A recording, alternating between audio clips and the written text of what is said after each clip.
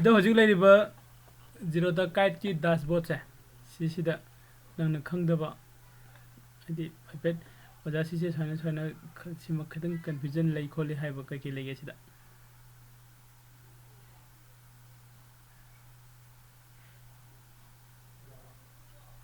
hello Mahesh tayo oja oh hoi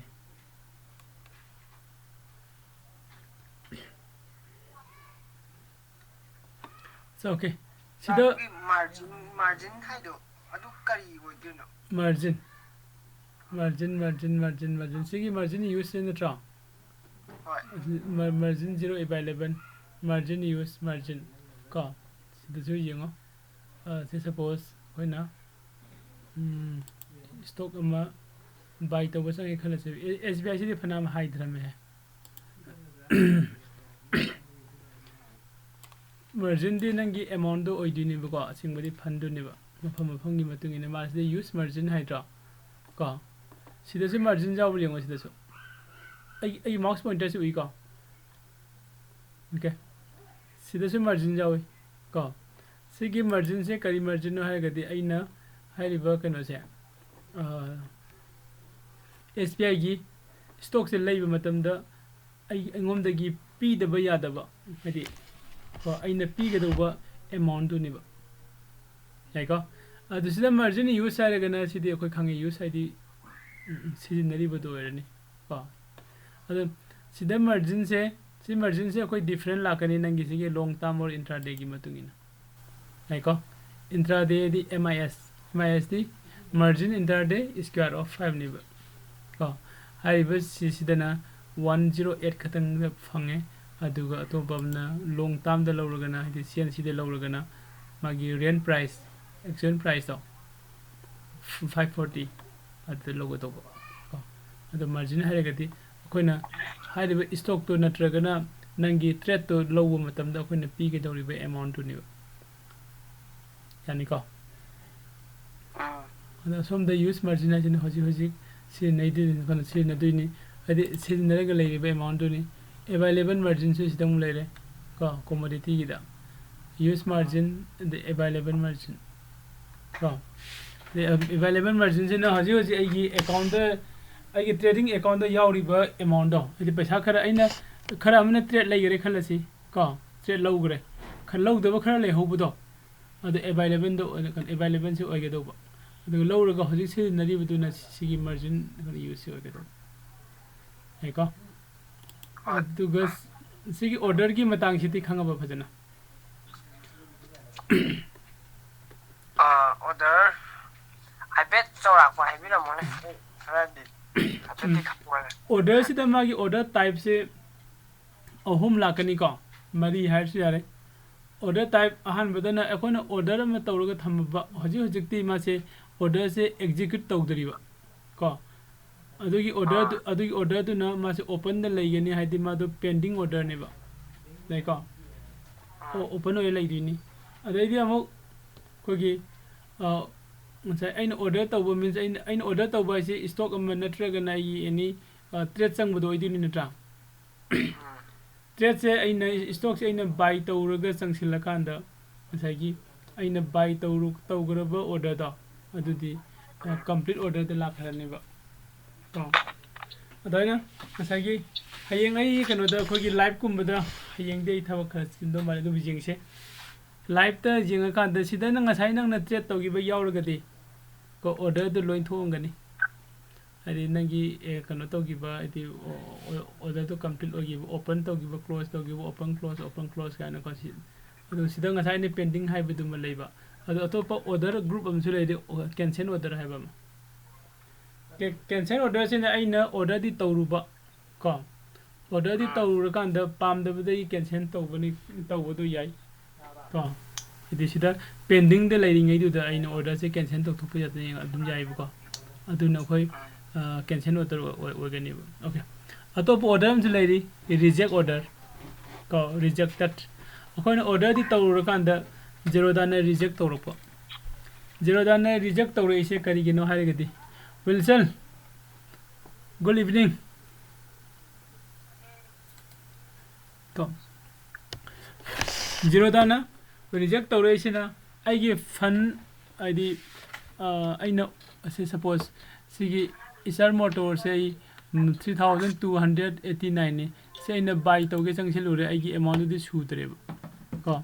sida ina buy tawru matamda masagi kano se lagtu ni ba reject to ko reject order to kano se lakani ba ko do no order sida makhan se reject ama leire pending ama leire aduga open and close masagi complete order sing da adu group ada legeni ko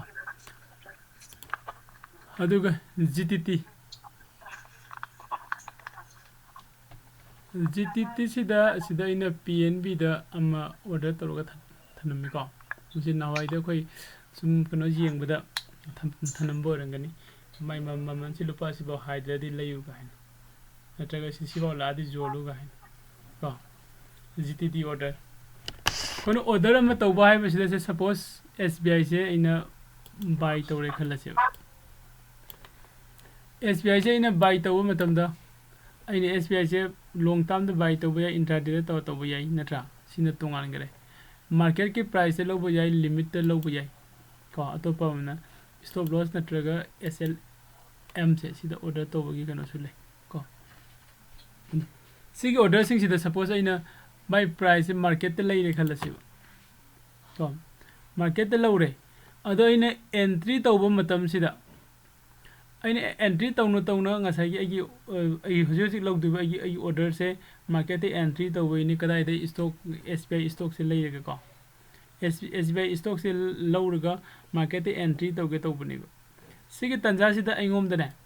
aina khalle aina entry taw matam sida ai stop loss su aduga ai target su punna thamaga ai entry lawge hairagadi ai kamane lawgani haibutune milaise yabra yai ko adugi hairiba case sida khoi karamba mawong da khoina kano se lawgadagi hairagadi ko karamba mawong da lawgadagi hairagadi masa ko isam samna sida market te kaida thamma sida iso loss ai order sida limit na traga market the price pi daga stop loss ke loina chang su yaro ko ado khona kari si na kana sigi GTT se sinra ne sai GTT se ko sida me GTT yani ne open talk thami se sigi GTT se da GTT do stop loss thang pa kan da do dum tang adu da dum tang dir stop loss tham kan da nangi stop loss ti asina tabadu su thamma yabadi leidana ado khona GTT stop loss te karam matam si nage haibdu ne baini laisina kadai dana kan ahal made jing se banang na sigi SBI se buy tawroge entry loge hairagadi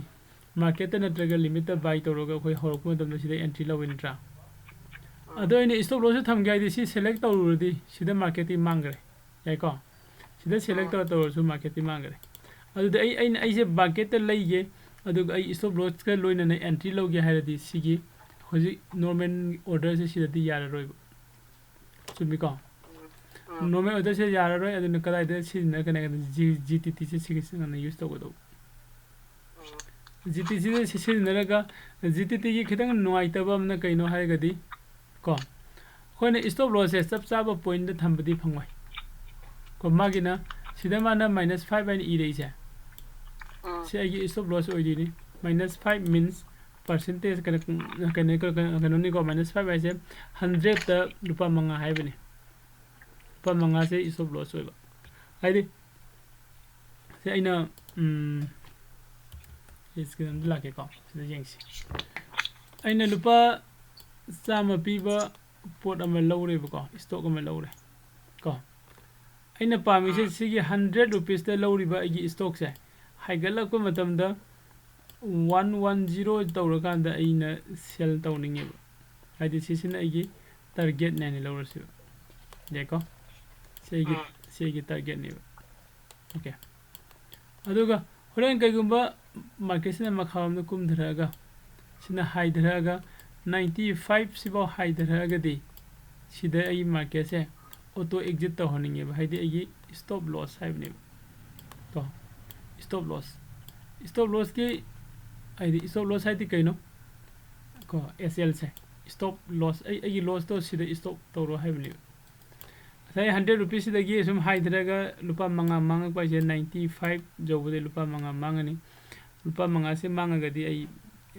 stop loss thama stop loss means sisu order makhanam ne ko auto exit to haibne sell to thoga natraga na buy to roga adi ngasai ne entry lo gi be agi trade to adu exit to tho haibne ko aduna aina ngasai gi normal order se to matam dadi aina sida buy to roga entry lo matam da stop loss ai punna pi ba yade aduga target su kup koi punna pi ba yade ani mak ado hose ki koina GTT da sizinara gadi GTT se ngana sizinara gadi koi aine market entry lo matam da 100 rupees da ise entry lo matam da ne aigi stop loss 95 aduga aigi target ka 110 sumaina hepe charok paraga pi ba yabagi khulong sa se phange ba ko ado sigi point chap chana ko GTT pi ba ngamde magi sida 5% haiba mulai kana 5 amu ko -5 by se mai 5% oi duni ba ai ko -5 si 5% in haji kamana la kada sigi 5 kano se lupa sama da ko lupa sama da manga su ai haibne ba ai ko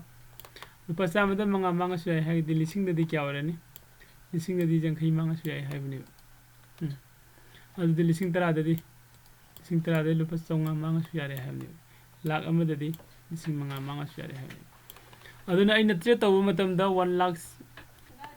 invest tawraga trade tawre ni lower se buka aina 1 lakh invest tawraga trade lower khalasi asidai quantity se quantity sigi matungina khara dum isilake buka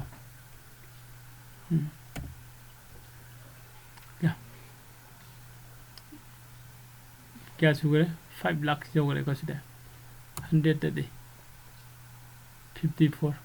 okay एकदम 50000 हाय रसे नट्रा से 298 कुम हारो 1 लाख से अंदर 60 है 240 2 okay से जाने 2 यारबियो इन कैलकुलेशन तविसे सिदा लाख अमा गलिसिंग निपान मु लेरे को इन क्वांटिटी से 200 लो मतम दे SBI दा को अदन सिदा GTT से नरगा स्टॉप लॉस थमम गया है सिदा इना परसेंटेज सिदा इरे तो परसेंटेज 5% है बने मान इरमी से खोइन ओथोक पे जाई को -10% है से को -20% है से या पाम बने है को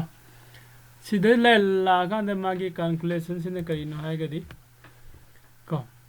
5% मींस साम द लुपा मंगा है बने नत्रगना अइन यूज तौरिबे अमाउंट पुल अप तो अइन सिदा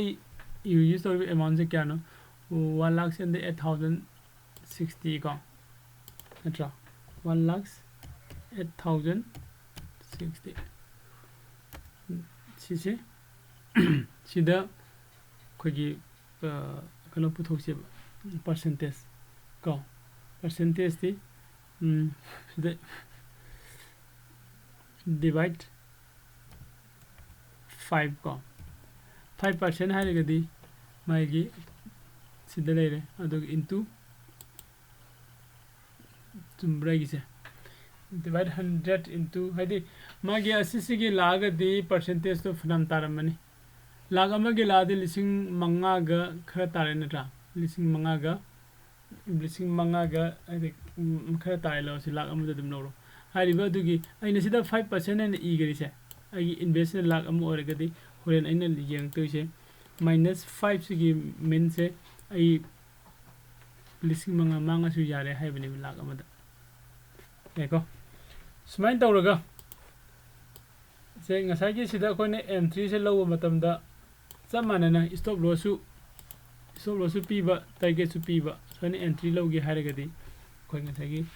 GTT se sinaba thau tai GTT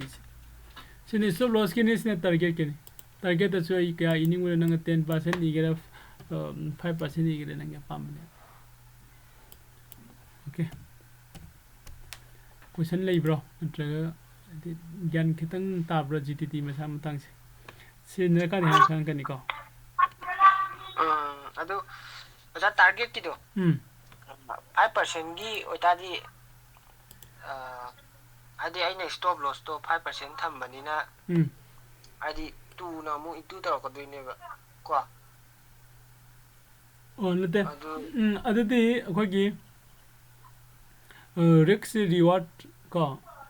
and the kind of success ki ratio and laiba ko ai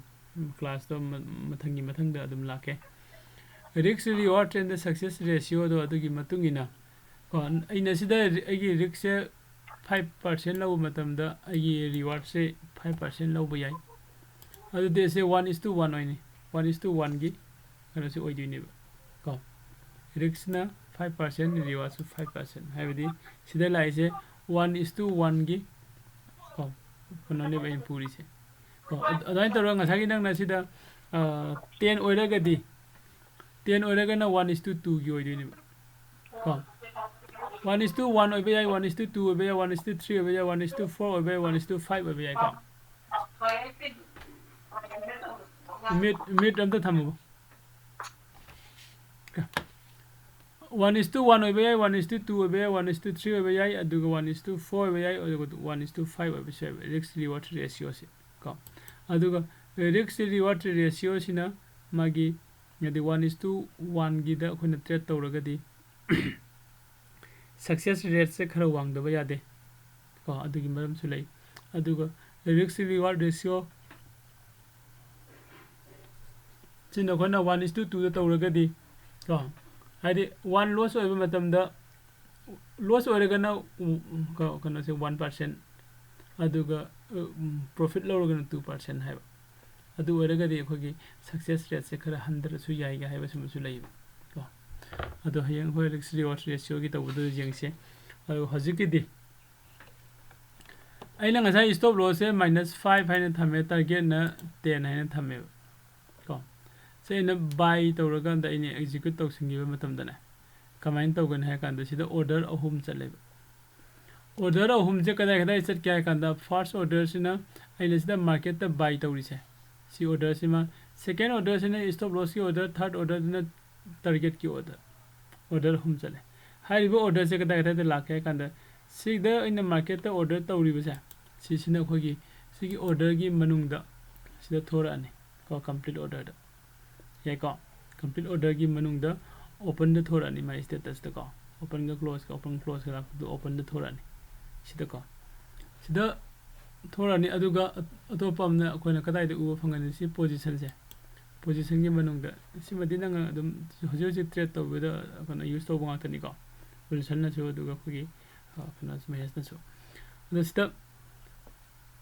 position ji da koina uba phangani aduga ngasai gi order ani ma stop loss ki order ga atopam na kari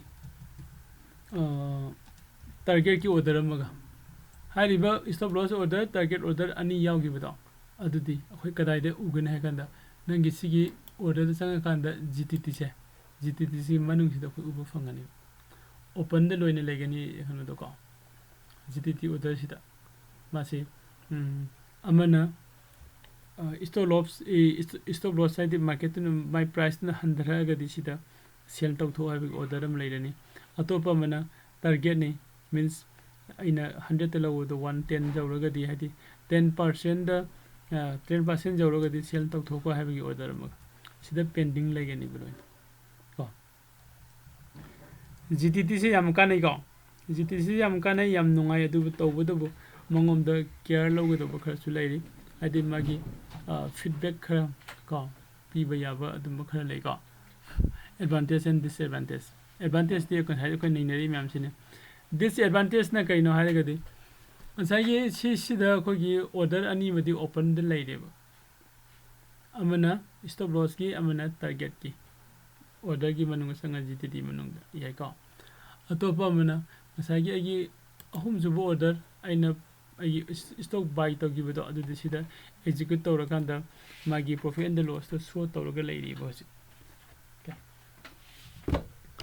ꯑꯗꯣ ꯁꯤꯗ profit and the loss ꯁꯣ ꯇꯧꯔꯒ ꯂꯩꯔꯤꯕ ꯑꯩꯒꯤ ꯀꯩꯅꯣꯁꯦ stock ꯅꯠꯇ꯭ꯔꯒ ꯑꯩꯒꯤ ꯀꯩꯅꯣꯒꯤ ꯇ꯭ꯔꯦꯗꯇꯣ ꯑꯗꯣ ꯑꯩꯅ ꯁꯤꯒꯤ ꯄꯣꯖꯤꯁꯟꯗ ꯑꯩꯁꯨ ꯑꯦꯛꯖꯤꯠ ꯇꯧꯊꯣꯛꯄ ꯌꯥꯏꯕ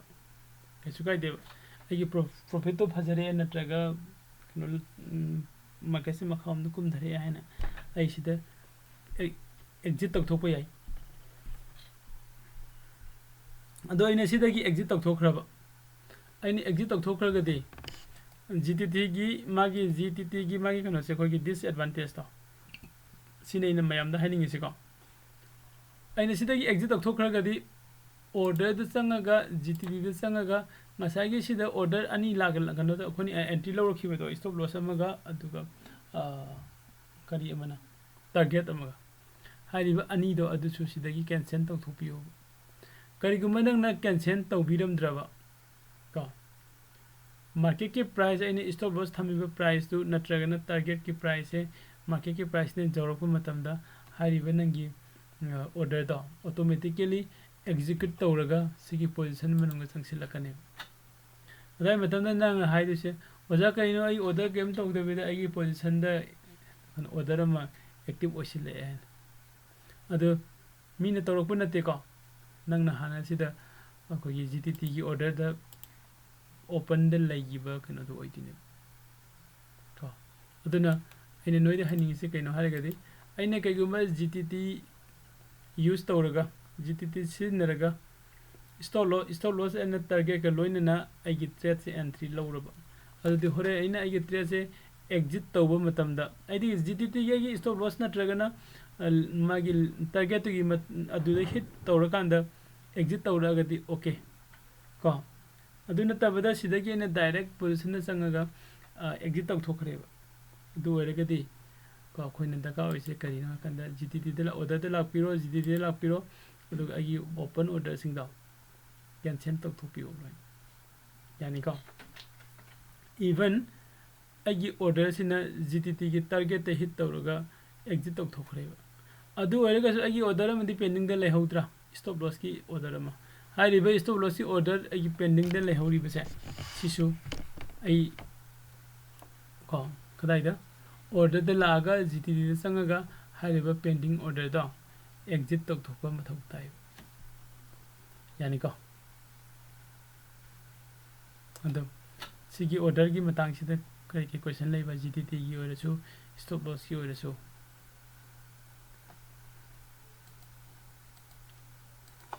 खांगनी ओजा दुदु ओके खांगनीबको अदो नेक्स्ट सिगी ऑर्डर सिगी मनुंगसिदा अखोइना सिदा बास्केट हाइबा मसु उरे बास्केट की सिजिनबम से नंगसु हानसु खांगमनी अखोइ ममांग दा हाना मयाम अमा डिस्कशन तौगरे अदो गेसु इचराखम हाइरमगे को बास्केट की सिजिनबम से केना कंदा अखोइना मास ऑर्डर तौरमदाइदा आदि ऑर्डर से मयाम अमा पुल अप वन टाइम द ऑर्डर तौनिंगे अदाय मतम द अखोइ सिगी बास्केट से सिजनगने से एग्जांपल होइना हजिकान मणिपुर द विशाल मार्ट लाए को ए मणिपुर द विशाल मार्ट चंगनि संगुदरी अदु विशाल मार्ट से असोम दसु लेबे सिंदुगी अदैदि खोइ शॉपिंग मॉल अचौ अचौबा को खोइ फनुगुम्बा बिग बाजार के का लाई सिंगसा सिदा कोना शॉपिंग तौबद कैदौगे हाकांदा ट्रॉली बास्केट अमा सिजनै बास्केट तो इल्लगा सुम पुरगा इना अपाम अपाम दो पुलब हापसिलगा वन टाइम द आई पेमेंट तौइब सुमिको दोइन तौरगा सिगी काइट तसु खोइना सिजनरी से बास्केट सिदा खोइन सिजनरी से फर्स्ट दा बास्केट अनौबा म सेमे को बास्केट अनौबा म सेमे हारिबा सिगी बास्केट से सिगी मनुंग सिदा आइने ऐड तौनिंबा को ngसाइगी से निफ्टी 50 होगेरा करी होगेनो आइने ऐड तौनिंबा मयाम दो सी बास्केट सिदा लोइना हाना हापसिलगा कोन पुन्ने एग्जीक्यूट तौबा याइ साइना शॉपिंग तौबदा बास्केट तु दैना अपा अपा फुरित सु खुंगाउ सु अदैदि खुंगुम मजा सु एनी खुदिंग अपा मगै बास्केट तो लोइना हापसिलगा पुथोरागा पेमेंट तौबमगी काउंटर दो चंगसिलगा मयाम दो पुलअप वन टाइम द पेमेंट तौबदो अदुगा सब मानना सिदा इना जे एसबीआई एन हारे सिगी अमम हापसिले को सुमाइना ꯑꯩꯒꯤ ꯕꯥꯁꯀꯦꯠꯁꯤꯗ ꯃꯌꯥꯝ ꯑꯃ ꯍꯥꯞꯆꯤꯜꯂꯒ ꯋꯥꯟ ꯇꯥꯏꯝꯗ ꯑꯦꯛꯖꯤꯀ꯭ꯌꯨꯠ ꯇꯧꯕ ꯌꯥꯒꯅꯦꯕ ꯀꯣ ꯍꯥꯏꯔꯤꯕꯁꯤꯒꯤ ꯕꯥꯁꯀꯦꯠꯁꯦ ꯑꯩꯈꯣꯏꯅ ꯈ꯭ꯋꯥꯏꯗꯒꯤ ꯀꯥꯟꯅꯕꯁꯦ ꯀꯔꯝꯕ ꯃꯇꯝꯗ ꯀꯥꯟꯅꯔꯛꯀꯦ ꯍꯥꯏ ꯀꯥꯟꯗ ꯑꯩꯈꯣꯏꯅ ꯍꯦꯗꯖꯤꯡ ꯍꯥꯏꯅ ꯑꯩꯈꯣꯏ ꯒ꯭ꯔꯨꯞ ꯀꯩꯅꯣ ꯑꯃ ꯂꯩꯕꯗꯣ ꯍꯦꯗꯖꯤꯡꯁꯤ ꯀꯣ ꯍꯦꯗꯖꯤꯡ ꯁꯤꯖꯤꯟꯅꯔꯒ ꯇ꯭ꯔꯦꯗ ꯇꯧꯔꯛꯄ ꯃꯇꯝꯗ ꯁꯤꯒꯤ ꯕꯥꯁꯀꯦꯠꯁꯤꯅ ꯍꯦꯟꯅ ꯅꯨꯡꯉꯥꯏꯕꯁꯦ ꯂꯥꯛꯑꯦ ꯌꯥꯅꯤꯀꯣ ꯑꯇꯩ ꯑꯣर्डर SIP ꯀꯣ SIP ꯁꯤꯃ ꯊꯣꯏꯗꯣꯛꯅ ꯌꯦꯡꯉꯨꯔꯅꯣ ꯇꯧꯅꯤꯡꯉꯀꯥꯟꯗ ꯑꯗꯨꯝ ꯍꯥꯏꯕꯤꯔꯛꯑꯣ ꯀꯣ ꯑꯇꯩꯁꯨ ꯇꯣꯛꯄꯤꯔꯣ ꯑꯗꯨꯒ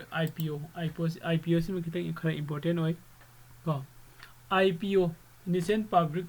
ꯑꯣꯐꯔꯤꯡ ꯍꯥꯏꯕꯅꯤ ꯅꯣꯏꯅꯁꯨ ꯍꯦꯟꯅ ꯈꯪꯉꯝꯃꯅꯤ IPO ꯁꯤꯗ ꯑꯩꯈꯣꯏ ꯉꯁꯥꯏꯒꯤ ꯍꯧꯖꯤꯛ ꯀꯔꯤ IPO ꯀꯔꯝꯕ IPO ꯑꯣꯄꯟ ꯇꯧꯔꯤꯕ ꯁꯤꯗ ꯆꯪꯁꯤꯜꯂꯀꯥꯟꯗ ꯈꯪꯕ ꯉꯝꯃꯤ ꯔꯦꯇꯤꯅꯥ ꯍꯥꯏꯕ ꯑꯃꯒ ꯀ꯭ꯋꯤꯛ ꯇꯁ ꯍꯥꯏꯕ ꯑꯃꯒ ꯍꯧꯖꯤꯛ ꯑꯣꯄꯟꯗ ꯂꯩꯔꯤ ꯀꯣ ꯃꯥꯒꯤ ꯄ꯭ꯔꯥꯏꯁ ꯄꯤꯛꯏ ꯀ꯭ꯋꯥꯟꯇꯤꯇꯤ ꯌꯥꯝ ꯌꯥꯝꯃꯤ ꯑꯣꯀꯦ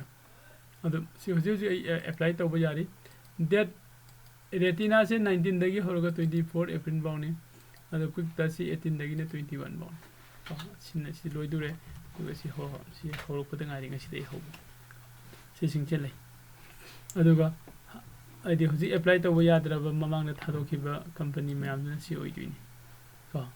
ꯑꯗꯩꯗꯤ ꯑꯞꯀꯃꯤꯡꯒꯤꯁꯨ ꯑꯩꯈꯣই ꯌꯦꯡꯕ ꯌꯥꯒꯅꯤ ꯁꯤ ꯆꯪꯁꯤꯜꯂꯒ ꯀꯣ ꯚ꯭ꯌू ꯑꯞꯀꯃꯤꯡ IPO ꯁꯣꯏꯅ ꯑꯩꯈꯣꯏ IPO ꯀꯔꯤꯅꯣ ꯍꯥꯏꯁꯤꯁꯨ ꯑꯗꯨꯝ ꯃꯊꯪ ꯀ꯭ꯂꯥꯁꯇꯁꯨ ꯅꯩꯅꯈꯤꯁꯦ ꯉꯁꯤꯒꯤ ꯑꯣꯏꯅꯗꯤ ꯑꯩꯈꯣꯏꯅ ꯌꯦꯡꯉꯤꯁꯦ ꯖꯁ ꯁꯤꯗ ꯂꯩꯔꯤꯕ ꯑꯣर्डरꯁꯤꯅꯦꯕ ꯃꯥꯒꯤ ꯑꯩꯈꯣꯏ ꯑꯣर्डरꯗ ꯆꯪꯉꯀꯥꯟꯗ ꯀꯩꯀꯩ ꯌꯥꯎꯒꯦ ꯍꯥꯏꯕꯁꯤ ꯅꯩꯅꯕꯅꯤ ꯌꯥꯏꯀꯣ ꯁꯨꯃꯥꯏꯅ ꯇꯧꯔꯒ ꯑꯣर्डरꯒꯤ ꯃꯅꯨꯡꯗ ꯃꯦꯟ ꯑꯣꯏꯅ ꯑꯩꯈꯣꯏꯅ ꯁꯤꯖꯤꯟꯅꯔꯛꯇꯣꯏꯁꯦ ꯁꯤꯒꯤ ꯑꯣर्डरꯁꯤꯃ ꯁꯤꯖꯤꯟꯅꯔꯅꯤ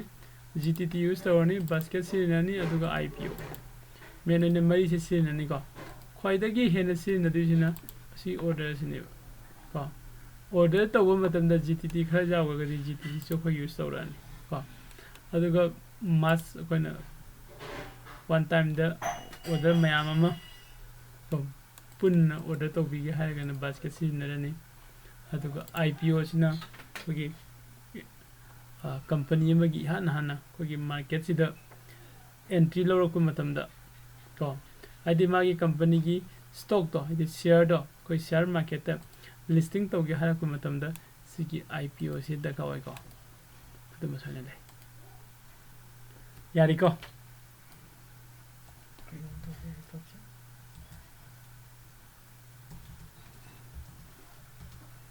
साउंड लागतबा माले तारी ब्रो कमाई तौगे नोय तारी ओजा ओके क्वेश्चन लई ब्रो ꯑꯗꯨꯒꯤ IPO ꯗꯣ ꯑꯗꯨ ꯃꯣꯏꯅ ꯑꯗꯨꯒꯤꯗ ꯑꯣꯖꯥꯒꯤꯗ ꯑꯦꯄ꯭ꯂꯥꯏ ꯊꯥ ꯂꯩꯗꯣ ꯑꯗꯨꯗꯣ ꯑꯩꯈꯣꯏꯅ ꯑꯦꯄ꯭ꯂꯥꯏ ꯇꯧꯕꯗ ꯃꯣꯏꯁꯦ ꯀ꯭ꯋꯥꯟꯇꯤꯇꯤꯗꯣ ꯌꯥꯝ ꯆꯥꯎꯏꯗꯅ ꯁꯤꯁꯦ ꯀꯃꯥꯏꯅ ꯇꯧꯔꯤꯅꯣ ꯃꯣꯏꯁꯦ ꯍꯥꯏꯗꯤ ꯂꯩꯁꯜꯂꯒ ꯃꯣꯏꯅ ꯄꯤꯔꯤꯕ ꯃꯇꯝꯗꯨꯗ ꯑꯃꯨꯛ ꯌꯣꯟꯗꯣꯏꯔꯣ ꯑꯩꯈꯣꯏꯅ माने IPO से मोइना पीबे मतम से सिदा अखोई जोनदोइनी को आदि जोनद्रसु याई नंगना दुम थमजिंगेसु याई सिदा सिनी को ऑफर स्टार्ट ऑफर एंड को सिदा सियोगी मनुंग सिदा IPO से ऑर्डर तरोगा लौदुइनी एदा ऑर्डर तरोगा हेदा फंगने अबसु लेते को द फंगोय हाइबसु लेते लक्तसु खर लेरे को अदुगा सिदा अखोइना ऑर्डर तौसिंगरे ऑर्डर तौर मतुंगदा IPO से इंगोमदा फंगी फंगदे हाइबसे सिना सिगी अलॉटमेंट नमेसे नत्रगा रिफंड इनिशिएशन से सिनिनि सिमनंग अमदा खंगनि एको सिदै पैसा हंदोरकनि नत्रगना ओके कनो तौरकनि पैसा दु को कंपनी दा ट्रांसफर तौथोकिनि अदाना खर लै अदुगा डीमेट ट्रांसफर तौरको निमि लैरे अदुगा लिस्टिंग तौबो निमि को हजि कोन जेंगसे रेटिना ने रेटिना लिस्टिंग तौसे डेट क्या दनो मे की डेट 3 दा आइदे 3rd मे दा लिस्टिंग तौगनि हारिको सिगी लिस्टिंग तौबो निमिसे सिदा मासे लिस्टिंग तौबा सि कदाइ दनो आइदे सिगी रेटिना से हजि ते खोइना सिगी वाच लिस्ट चंगगा रेटिना से थियो मतंदा फंगिरोइबो को फंगदे को रेटिना थोरक्ते को एसपी nga थोरे ओके अदो सिगी रेटिना से हयंग सिगी लिस्टिंग तौबो निमि डेट 3 से सिददी नंगना नंगी वाच लिस्ट चंगगा एड तौसिंगेने सर्च तौबदा फंगनिबो ꯑꯗꯨ ꯐꯪꯉꯒꯅꯤ ꯐꯪꯒꯅꯤ ꯑꯗꯩꯗꯤ ꯑꯇꯣꯞꯄ ꯑꯃꯅ ꯅꯪꯅ ꯔꯦꯇꯤꯅꯥ ꯑꯣꯔꯗꯔ ꯇꯧꯈꯤꯕꯗꯣ ꯅꯪꯉꯣꯟꯗ ꯐꯪꯉꯦ ꯈꯜꯂꯁꯤ ꯐꯪꯉꯤꯕ ꯑꯣꯔꯗꯔꯁꯦ ꯁꯤꯗ ꯃꯥꯅ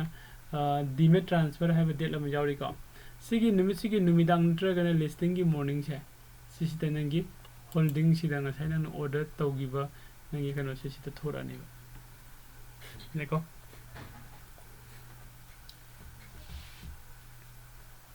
ꯉꯁꯥꯏ ꯅꯪꯅ ꯑꯣꯔꯗꯔ ꯇꯧꯈꯤꯕ ꯀꯩꯅꯣꯗꯣ ꯑꯩꯈꯣꯏꯒꯤ ꯑꯥꯏ ꯄꯤ ꯑꯣ ꯅꯪꯅ ꯂꯧꯈꯤꯕꯗꯣ ꯃꯥꯒꯤ ꯂꯤꯁꯇꯤꯡꯒꯤ ꯗꯦꯠ ꯁꯤꯒꯤ ꯃꯣꯔꯅꯤꯡꯗ ꯅꯠꯇ꯭ꯔꯒꯅ ꯗꯤꯃꯦꯠ ꯇ꯭ꯔꯥꯟꯁꯐꯔꯒꯤ ꯅꯨꯃꯤꯗꯥꯡꯁꯤꯗ ꯁꯤꯒꯤ ꯍꯣꯜꯗꯤꯡꯗ ꯊꯣꯔꯛꯑꯅꯤ ꯍꯣꯜꯗꯤꯡꯗ ꯊꯣꯔꯛꯑꯦ ꯍꯥꯏꯕꯗꯤ ꯃꯤꯟꯁ ꯅꯪꯒꯤ ꯗꯤꯃꯦꯠ ꯑꯦꯀꯥꯎꯟꯗ ꯂꯩꯔꯦ ꯍꯥꯏꯕꯅꯦꯕ ꯗꯤꯃꯦꯠ ꯑꯦꯀꯥꯎꯟꯗ ꯂꯩꯔꯤꯕ ꯅꯪꯒꯤ ꯁ꯭ꯇꯣꯛꯁꯦ ꯅꯪꯅ ꯑꯦꯅꯤ ꯇꯥꯏꯝꯗ ꯍꯥꯏꯗꯤ ꯋꯥꯔꯀꯤꯡ ꯑꯋꯥꯔꯗ ꯀꯣ ꯃꯥꯔꯀꯦꯠ ꯑꯋꯥꯔꯗ ꯅꯪꯅ ꯁꯦꯜ ꯇꯧꯊꯣꯛꯄ ꯌꯥꯏꯕ ꯀꯣ ꯁꯦꯜ ꯇꯧꯕ ꯌꯥꯏ ꯁꯦꯜ ꯇꯧꯕꯁꯦ ꯑꯇꯣꯞꯄ ꯍꯧꯖꯤꯛ ꯑꯣꯜꯔꯦꯗꯤ ꯑꯦꯛꯖꯤꯁ ꯑꯣꯏꯔꯒ ꯂꯩꯔꯤꯕ ꯑꯩꯈꯣꯏꯒꯤ ꯁ꯭ꯇꯣꯛꯁꯤꯡꯁꯦ ꯁꯤꯗꯤ ꯑꯗꯨꯝ ꯌꯣꯟꯅꯤꯡꯕ ꯃꯇꯝꯗ ꯌꯣꯟꯕ ꯌꯥꯔꯦ ꯑꯗꯨꯒ ꯑꯥꯏ ꯄꯤ ꯑꯣꯒꯤ ꯑꯣꯏꯔꯒꯗꯤ ꯁꯤꯒꯤ ꯅꯪꯒꯤ ꯍꯣꯜꯗꯤꯡꯒꯤ ꯃꯅꯨꯡꯗ ꯂꯥꯛꯄ ꯍꯥꯏꯔꯤꯁꯦ ꯍꯣꯜꯗꯤꯡꯁꯤꯗ ꯂꯥꯛꯄ ꯍꯥꯏꯁꯦ ꯁꯤꯒꯤ ꯁꯔꯆꯀꯤ ꯃꯅꯨꯡꯁꯤꯗꯁꯨ ꯍꯥꯟꯅ ꯂꯥꯛꯀꯗꯕꯅꯦꯕ ꯀꯣ ꯁꯔꯆꯀꯤ ꯃꯅꯨꯡꯁꯤꯗ ꯑꯦꯕꯥꯏꯂꯦꯕꯜ ꯑꯣꯏꯔꯀꯥꯟꯗ ꯀꯣ ꯑꯗꯨꯒ ꯁꯤꯗ ꯂꯥꯛꯑꯒ ꯑꯗꯨ ꯉꯁꯥꯏꯒꯤ ꯐꯥꯔꯁꯀꯤ ꯑꯍꯥꯟꯕ ꯂꯤꯁꯇꯤꯡ ꯇꯧꯕ ꯅꯨꯃꯤꯠꯁꯦ ꯁꯤꯗ ꯅꯪꯅ ꯑꯩꯒꯤ ꯑꯥꯏ ꯄꯤ ꯑꯣꯁꯦ ꯄ꯭ꯔꯣꯐꯤꯠꯁꯨ ꯈꯔ ꯐꯪꯉꯦꯅ ꯅꯠꯇ꯭ꯔꯒ ꯂꯣꯁ ꯈꯔ ꯑꯣꯏꯔꯦ ꯑꯩ ꯑꯁꯤ ꯁꯤ ꯑꯩ ꯀꯩꯅꯣ ꯇꯧꯔꯒꯦ ꯑꯦꯛꯖꯤꯠ ꯇꯧꯊꯣꯛꯑꯒꯦ ꯍꯥꯏꯗꯤ ꯑꯩ ꯁꯤ ꯌꯣꯟꯊꯣꯛꯈ꯭ꯔꯒꯦ ꯍꯥꯏꯕꯗꯣ ꯍꯥꯏꯔꯤꯕ ꯂꯤꯁꯇꯤꯡ ꯅꯨꯃꯤꯠꯇꯨ ꯑꯗꯨꯝ ꯌꯥꯒꯅꯤ ꯌꯥꯅꯤꯀꯣ ꯑꯗꯣ ꯑꯩꯈꯣꯏꯅ ꯁꯤꯗ ꯌꯦꯡꯒꯗꯧꯕ ꯑꯃꯅ ꯑꯥꯏ ꯄꯤ ꯑꯣ ꯍꯧꯖꯤꯛ ꯃꯥꯅ ꯂꯥꯛꯏꯁꯦ ꯀ꯭ꯋꯥꯟꯇꯤꯇꯤ 4,000 ꯑꯗꯨꯒ ꯔꯨꯄꯤꯁꯅ 1,20,000 ꯀꯣ ꯌꯥꯝ ꯌꯥꯝꯃꯦꯕꯀꯣ ꯁꯤꯗꯤꯀꯣ ꯁꯤ ꯌꯥꯝ ꯌꯥꯝꯃꯦ ꯑꯗꯨꯒ ꯀ꯭ꯋꯤꯛ ꯇꯆꯁꯤꯁꯨ ꯄꯩꯁꯥꯁꯦ ꯌꯥꯝꯃꯤꯀꯣ ꯑꯗꯣ ꯄꯩꯁꯥꯁꯦ ꯌꯥꯝꯕꯅꯤꯅ ꯑꯩꯈꯣꯏ ꯁꯤꯗꯤ ꯂꯧꯔꯣꯏꯀꯣ ꯄꯩꯁా ꯌꯥꯝꯗꯕ 53,000 ꯃꯨꯛꯇꯪꯗ ꯐꯪꯕ ꯑꯗꯨꯝ ꯌꯥꯎꯔꯛꯀꯅꯤ ꯀꯣ ꯁꯤꯗꯒꯤꯁꯦ ꯁꯤ ꯅꯠꯇꯦ ꯁꯤ ꯂꯩꯔꯦ 14,110 ꯀꯣ 14,110 ꯁꯦ ꯑꯩꯈꯣꯏ ꯁꯤ ꯀꯩꯅꯣꯁꯦ ꯑꯩꯈꯣই ꯂꯧꯕ ꯉꯝꯕꯒꯤ ꯆꯥꯡꯗ ꯂꯩꯀꯣ ꯁꯨꯝꯕꯁꯤꯗ ꯑꯩꯈꯣꯏ ꯂꯧꯕ ꯌꯥꯏ ꯌꯥꯅꯤꯀꯣ